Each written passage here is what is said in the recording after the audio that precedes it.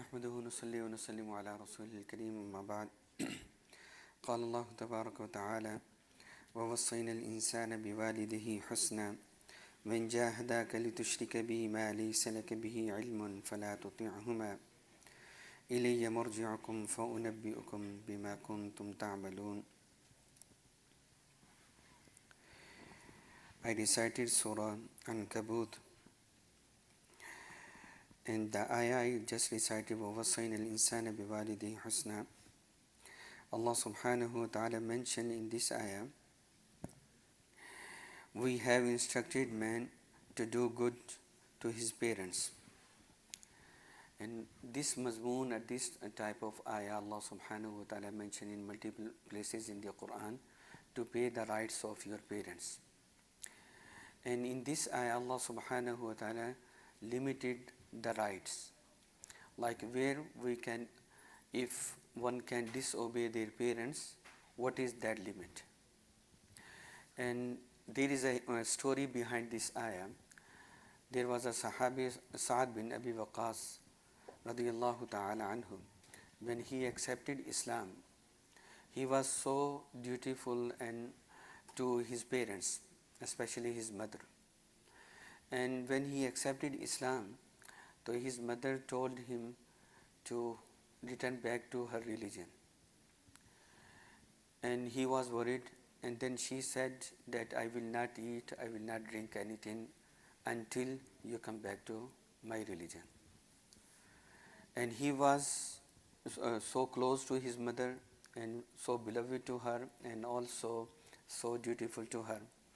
Then he came to Rasulullah sallallahu alaihi wasallam, Sa'ad bin Abi Waqqas, and said whatever his mother said to him, and then told him, Rasulullah sallallahu alaihi wasallam, that he is saying that she is saying that she will not eat and drink anything until I will come back to her religion.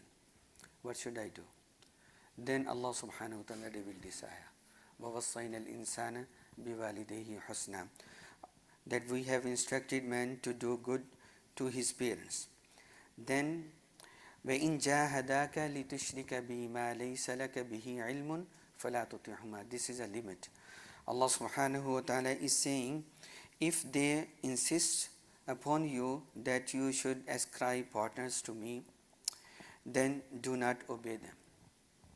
Then do not obey them. Like if they are asking to make partner with me, because she was mushrika, if she is asking you come back to her religion, it means you make partner with Allah subhanahu wa ta'ala, become a mushrik again. Then you are not allowed to follow your parents. Other than that, you have to obey them and you have to respect them. But in this particular point, if they are asking you to come back to shirk, then don't do that. Because even they have a rights upon you, but Allah has more rights upon you than your parents. And the rights of the parents, I discussed sometime, and especially my young brothers and sisters, if our parents are alive, then we must serve them. We must serve them. Once Sayyidina Musa alayhi salatu wasalam, he made dua from Allah subhanahu wa ta'ala, Ya Allah, I want to see who is my companion in Jannah. Musa alayhi salatu wasalam. And you know, one of the title of Musa alayhi salatu wasalam is, what is his title? Kalimullah, because he spoke to Allah subhanahu wa ta'ala. Every prophet has some special titles. Rasulullah sallallahu alaihi wasallam has many titles. One of them is Habibullah, more beloved to Allah subhanahu wa ta'ala. And he asked, Ya Allah, I want to see my companion in Jannah. Who is my companion? And he was told, your companion is one of the butcher who has a meat shop. He is your companion. Musa alayhi salatu wasalam went to see that person. Why this person is my companion in Jannah? I want to see what is his action. He went to him and he saw that he has a meat shop, and he did not tell him, I'm Musa and I'm sitting here. He's just watching from morning till evening his action, what he is doing. and he was just selling his meat. Then after that, in the evening, he closed his shop and he took some meat with him and he went to his home. And Musa alayhi salatu wasalam was following him. When he reached to his home, then he cleaned and he washed the meat, and then he cooked the meat, and then there was an old lady, and he took to the meat and he fed her. And after that, she said something, and then Musa alayhi salatu wasalam came to that person. He said, "Who is this?" He said, "This is my mother." Okay, what did she say? He said that every night when I bring meat and I feed her, and she give me a one dua, "May Allah make you companion of Musa alayhi salatu wasalam in Jannah." Every night. Then Musa alayhi salatu wasalam realized why he is getting that status that he will be my companion in Jannah, because this is the dua of his mother. That is the value of our parents. And we are in the month of Ramadan. There is very famous hadith. I hope you hear that hadith many times. Especially in the month of Ramadan, Rasulullah sallallahu alaihi wasallam called his companions come close to the member, and he went to his member, and on each step he said Ameen, Ameen, Ameen. And then after his khutbah, Sahaba asked, "Ya Rasulullah, we heard something new today which we did not hear before. You said Ameen, Ameen, Ameen." Then he mentioned that there was 3 du'as, or we can say bad du'as. Jibreel alayhi salatu wasalam came and he made those du'as, and then I said Ameen because of those du'as. One of that du'a is, one's parents are alive and he cannot get the maghfirah by serving them. That person has the wrath of Allah subhanahu wa ta'ala upon him, or la'na of Allah subhanahu wa ta'ala upon that person whose parents are alive and he did not serve him to get Jannah. And I said Ameen. So that's why if our parents are there, serve them and ask them, go to your father, go to your mother, make dua for you. And Sayyidina Umar radiallahu ta'ala anhu, once a young man came to him and he said, "I carried my mother to perform Hajj on my shoulder."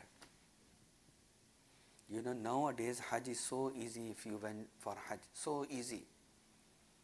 But just compare 1400 years ago, how was the Hajj that time? And he said, "I carried my mother on my shoulder for the all ritual of Hajj." Did I pay the right of my mother? Umar radiallahu ta'ala said, "You did not pay a right of one night which you spent on his womb, in his stomach. You did not pay one night right, you did not pay it. And you are asking, did you pay the right for the whole, whatever your mother did for you?" So we cannot pay their right. We are not able to pay their right back. So we have to serve them, our parents, ask them, our mother, our fathers, to make dua for you, inshaAllah. And Allah subhanahu wa ta'ala accept the dua, because there is a hadith of Rasulullah sallallahu alaihi wasallam. Some people he mentioned in a particular hadith that whose dua Allah subhanahu wa ta'ala never reject. One of them is father, when he makes dua. So just imagine if he makes dua in your favor, Allah will never reject it. But if he makes dua against you, what will happen? I was reading a story somewhere. We all aware Shaykh Sudais, the Imam of Haram. I just read story somewhere. Someone asked him, "How did you become Imam of Haram?" And he said, "Because of the dua of my mother." He said, "In my childhood, whenever I do something wrong, you know, हम शरारतें करते हैं, doing something wrong, people, and sometimes people, our parents are angry, they say something. He said, whenever I used to do something wrong, my mom used to give me dua, may Allah give you Imam of Haram, make you Imam of Haram." He said, "This is the dua of my mother that I am Imam of Haram." He is still Imam there. So we can see, if we ask our parents, inshallah, whatever we need, as this hadith I just mentioned, the Jannah, to get the Jannah, very easy way, easy route. If they will make us dua for us, inshallah, definitely we will be there, inshallah, we will get it. May Allah subhanahu wa ta'ala make us act upon it, inshallah. Alhamdulillah Rabbil Alameen, wa salatu wa salamu ala Sayyidil Anbiya al-Mursaleen. ربنا آتنا في الدنيا حسنة وفي الآخرة حسنة وقنا عذاب النار. اللهم أحسن عاقبتنا في الأمور كلها وأجرنا من خزي الدنيا وعذاب الآخرة. اللهم أعنا على ذكرك وشكرك وحسن عبادتك. اللهم إنا نسألك تمام العافية. اللهم إنا نسألك دوام العافية. اللهم اشف مرضانا ومرضى المسلمين. اللهم ارحم موتانا وموتى المسلمين. أسأل الله العظيم رب العرش الكريم أن يشفي أبي. اللهم اغفر لنا وارحمنا وأنت خير الراحمين. اللهم ارزقنا وأنت خير الرازقين. اللهم إنا نسألك موجبات رحمتك وعزائم مغفرتك والغنيمة من كل بر والسلامة من كل إثم. اللهم لا تدع لنا ذنبا إلا غفرته ولا هما إلا فرجته ولا دينا إلا قضيته ولا مريضا إلا شفيته ولا ميتا إلا رحمته ولا ضالا إلا هديته ولا شابا إلا أصلحته ولا عسيرا إلا يسرته ولا أسيرا إلا نجيته ولا مسافرا إلا حفظته ولا حاجة لنا من حوائج الدنيا والآخرة إلا قضيتها ويسرتها يا أرحم الراحمين. اللهم انصر الإسلام والمسلمين. اللهم انصر المسلمين في سبيلك في كل مكان. اللهم أعتق رقابنا من النار. اللهم أعتق رقابنا ورقاب آبائنا وأزواجنا وذرياتنا من النار. اللهم إنا نسألك تمام العافية. اللهم إنا نسألك دوام العافية. اللهم اغفر لنا وارحمنا وأنت خير الراحمين. اللهم اغفر لنا وارحمنا وأنت خير الراحمين. اللهم اغفر لنا ذنوبنا كلها. اللهم اغفر لنا ذنوبنا كلها. اللهم اغفر لنا ذنوبنا كلها وعلانيتها وسرها وأولها وآخرها يا أرحم الراحمين يا أكرم الأكرمين. اللهم تقبل منا صيامنا. اللهم تقبل منا قيامنا. اللهم تقبل منا ركوعنا وسجودنا. اللهم تقبل منا قراءتنا. اللهم تقبل منا دعاءنا. ربنا تقبل منا إنك أنت السميع العليم وتب علينا إنك أنت التواب الرحيم. وصلى الله تعالى على خير خلقه محمد وآله وصحبه أجمعين.